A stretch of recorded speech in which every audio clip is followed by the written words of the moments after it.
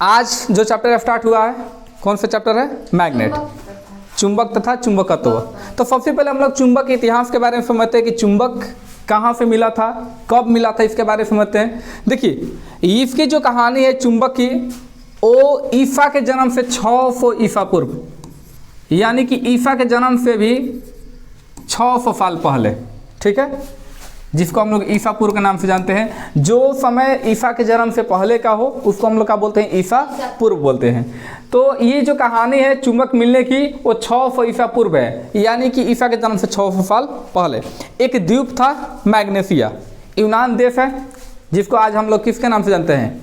Greek के नाम से भी जानते हैं, ठीक है। उसी के आसपास में पड़ता है का द्वीप मैग्नेसिया। मैग्नेसिया जो द्वीप था वहाँ पर एक चरवाहा था जो अपने भेड़ों को या कोई जानवर को चरा रहा था, ठीक है। तो यहाँ पर आपको दिखाया गया है कि ये एक चरवाहा है जो अपने भेड़ों को चराकर मतलब चराने के लिए ले जाता था, और जहाँ पर वो चराने के लिए ले जाता था वहाँ पर एक पत्थर था जमीन के अंदर, लेकिन उसको पता नहीं था कि यहाँ पर कुछ था, ठीक है। और जो लाठी उसका लिया हुआ था, लाठी के अंदर देखिएगा ना कि एक लोहे का कूपी जैसा चीज़ लगाया जाता है। यदि ये इस तरीके से लाठी है तो इस तरीके से नीचे एक लोहा का कूपी जैसा चीज़ लगा दिया जाता है, ताकि जो लाठी है ना वो थुराए मत, मतलब धुनाए मत, ना तो लाठी बार बार इसे करत क्या होता है कि नीचे वाला भाग जो होता है ना दतुअन का जैसा थुरा जाता है, ठीक है। तो वैसा ना हो इसलिए यहाँ पर लोहे की एक कैप को लगा दिया जाता है, ठीक है। तो ये जैसे ही चरवाहा अपने लाठी को लेकर और अपने भेड़ों को लेकर वो जंगल में गया चराने के लिए, तो उसको एक जगह पर ऐसा रियलाइज हुआ कि उसको लगने लगा कि उसका जो डंटा है लाठी, वो किसी जगह पर जाने के बाद में वो थोड़ा सा उठने में क्या हो रहा था, लग रहा था ना कि उसके डंटा को कोई खींच रहा है, नीचे की ओर खींच रहा है। यहाँ पर देखिए, यहाँ पर लेकर जा रहा है अपने भेड़ों को चराने के लिए, लेकर जा रहा है। फिर यहाँ पर इस पत्थर के पास यहाँ पर रुका हुआ है और देख रहा है कि यहाँ पर देखिए, यहाँ पर एक पत्थर है, ठीक है। इसी पत्थर के पास वो बैठा हुआ था, और जब वो लाठी को जब उठा रहा था, यहाँ पर देखिए लाठी है, ये जब इस अपने डंटे को उठा रहा था ना तो ये उठ नहीं रहा था। इसका मतलब ये था कि उसको डंडे को, उसके लाठी को कोई नीचे की तरफ क्या कर रहा है, खींच रहा है। उसको बिल्कुल भी नहीं पता था कि ये क्या है, क्यों ऐसा हो रहा है, इसके बारे में कुछ पता नहीं था। फिर वो क्या किया, वो बहुत ज़्यादा डर गया। डरने के बाद वो अपने गांव गया, और गांव जाने के बाद में लोगों को बताया कि ऐसी ऐसी चीज़ें वहाँ पर हो रही है हमारे साथ। तो गांव वाले वहाँ पर आए और आकर उन्होंने देखा, सब गांव वालों ने ही देखा। देखिए यहाँ पर बहुत सारे लोग यहाँ पर आए हुए हैं, और उन्होंने देखा कि इस पत्थर के ऊपर ये जो उसका डंडा है इस तरीके से खड़ा हो चुका है। और अक्सर देखिएगा कि जो चुंबक होता है, चुंबक के ऊपर जो कील होगा, कील को फटा दीजिएगा ऐसे खड़ा हो जाएगा, ठीक है। तो लेकिन उन लोगों को ये नहीं पता था कि वहाँ चुंबक है कि क्या है, चुंबक के बारे में तो पता ही नहीं था कि चुंबक जैसा कोई चीज़ होता है। तो ये जो है 600 ईसा पूर्व की कहानी है, जब यूनान देश के एक द्वीप था मैग्नेसिया, वहाँ पर इस पत्थर का खोज हुआ था। उस टाइम पर इसको बोला गया था का ब्लैक ऑफ स्टोन या लीडिंग ऑफ स्टोन के नाम से इसको जाना जाता था। और ये मैग्नेसिया द्वीप पर पाया गया ये स्टोन, इसलिए इसको हम लोग क्या बोलते हैं, मैग्नेट के नाम से जानते हैं। मैग्नेट मतलब चुंबक के नाम से। तो ये था इसका इतिहास। और इसका रहा बात कि इसका दिशात्मक गुण के बारे में किसने बताया था? दिशात्मक गुण समझ में आ रहा है? दिशात्मक गुण वो होता है कि यदि चुंबक को यदि स्वतंत्र अवस्था में उसको लटका दिया जाए तो उत्तर दक्षिण दिशा में वो हमेशा स्थिर हो जाएगा। वो कितना भी उसको घुमाइए, वो हमेशा उत्तर और दक्षिण दिशा में ही क्या होगा, स्थिर होगा। तो इस प्रकार के गुण को हम लोग बोलते हैं क्या, दिशात्मक गुण। और ये हर प्रकार के चुंबक के अंदर ऐसा गुण पाया जाता है। तो इस गुण के बारे में सबसे पहले चाइना वालों को पता चला, जो चीन के लोग हैं उनको सबसे पहले पता चला कि चुंबक के अंदर ये दिशात्मक नाम का गुण पाया जाता है, कि जब भी उसको स्वतंत्र अवस्था में लटका दिया जाए तो वो क्या होगा, उत्तर और दक्षिण दिशा में हमेशा स्थिर हो जाएगा। देखिए चुंबक जो होता है, यहाँ पर दो प्रकार का चुंबक है हमारे पास। ये वाला है छड़ चुंबक, जिससे हम लोग बार मैग्नेट के नाम से भी जानते हैं, छड़ चुंबक है। इसमें एक भाग कौन सा होता है, नॉर्थ होता है।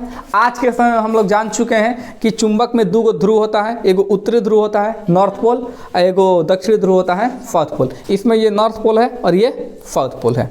जो ध्रुव होता है ये वाला किनारा सा थोड़ा सा अंदर होता है, इसका बाहरी किनारा यहाँ पर दिख रहा है ना ये वाला, तो यहाँ पर ध्रुव नहीं पाया जाएगा, थोड़ा सा इसके अंदर कहाँ हुआ, अंदर।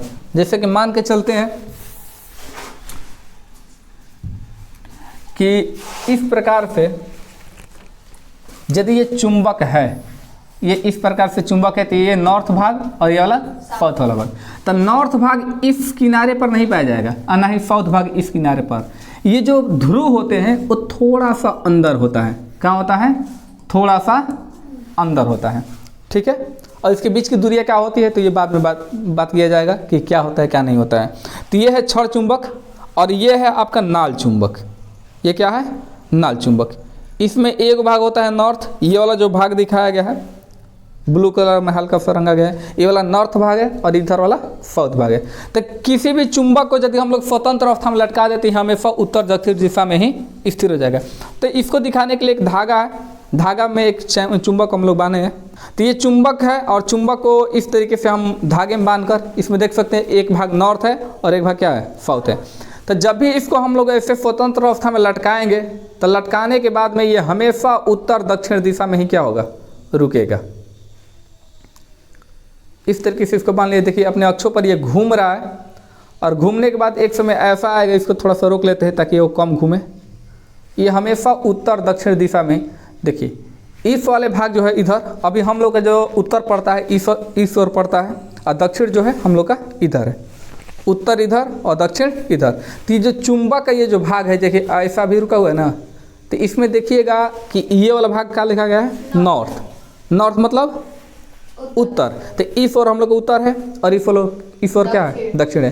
तो ये चुंबक को जब भी हम लोग स्वतंत्र अवस्था में लटकाएंगे तो हमेशा क्या होगा, उत्तर और दक्षिण दिशा में ही रुक जाएगा। तो इसी गुण के बारे में सबसे पहले चाइना वालों ने ही बताया था और इस गुण का प्रयोग करके आज के समय में कंपास बना है, जिसको हम लोग दिशा सूचक के नाम से जानते हैं, यानी कि दिशा देखने वाला कोई यंत्र। तो दिशा देखने वाला जो यंत्र है कंपास, इसका उपयोग कहाँ पर होता है, जहाज में होता है, पानी वाले जहाज हो गए चाहे हवाई जहाज हो गया। तो यदि वो दिशा ना देखे ना तो वो अपने रास्ते में भटक सकते हैं। समुंदर बहुत बड़ा है, बहुत बड़ा समुंदर होता है। आसमान जब हम लोग धरती से ऊपर जाते हैं तो दिशा का हम लोग का कोई खास ज्ञान नहीं होता है। तो यदि कंपास ना रहे हवाई जहाज़ों में तो हवाई जहाज़ भुला जाएगी, हवा में ही कहाँ चल जाएगी कुछ पता ही नहीं चलेगा, कहाँ उतरना इसके बारे में भी कुछ पता नहीं चलेगा। तो कंपास बहुत बड़ा योगदान निभाता है दिशा को देखने के लिए, और हवाई जहाज़ का सही डायरेक्शन में आए, सही डायरेक्शन में जाए, हवाई जहाज़ हो चाहे पानी वाला जहाज़ हो, उसके लिए चुंबक का होना अति आवश्यक है। चुंबक का बहुत बड़ा योगदान हम लोग के जीवन में, बहुत बड़ा। एक मेडिकल में आता है, ये कौन सा मशीन होता है, MRI मशीन शायद बोला जाता है उसको, उसके अंदर भी बहुत बरियार चुंबक होता है।